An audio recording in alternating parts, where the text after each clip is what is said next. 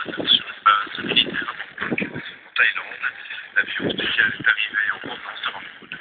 Johnny Edor, de 54 ans, à la santé fragile, avait été condamné mardi dernier à 7 ans de prison ultra renforcée pour s'être invité au domicile de l'opposante birmane Aung San Suu Kyi.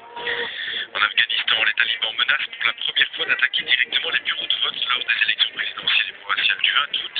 Des menaces proférées dans des lettres distribuées et affichées dans leur bastion du sud du pays. Le message engage les habitants à ne pas participer aux élections pour ne pas devenir une victime de nos opérations parce que nous allons utiliser de nouvelles techniques. Et au Pakistan, dans la vallée de Swat, 18 hommes soupçonnés d'être des talibans ont été exécutés apparemment par des villageois qui voulaient se venger, annoncent des responsables locaux.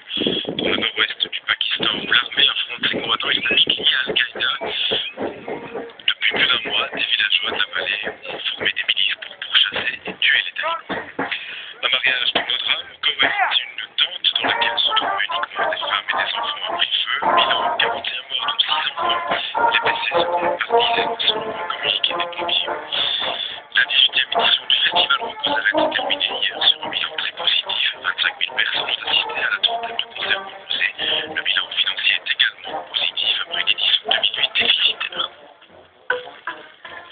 Et on prend des nouvelles du ciel avec Eric Faucher. Le soleil brille à la mi-journée au-dessus de nos régions, malgré quelques voiles nuageux en altitude. Cet après-midi, des cumulus se développeront sur le relief. Un orage isolé ne serait donc pas exclu dans ces régions en fin de journée. Les températures maximales seront de 30 à 33 degrés en pleine. Demain, encore des passages nuageux en altitude, mais la journée s'annonce bien ensoleillée. Comme aujourd'hui, nous verrons pousser des cumulus sur les reliefs et il pourrait donc y avoir un orage en fin de journée en montagne. Il fera 14 à 17 degrés le matin et 30 à 33 l'après-midi. Le reste de la semaine connaîtra encore des températures élevées sous un soleil très présent.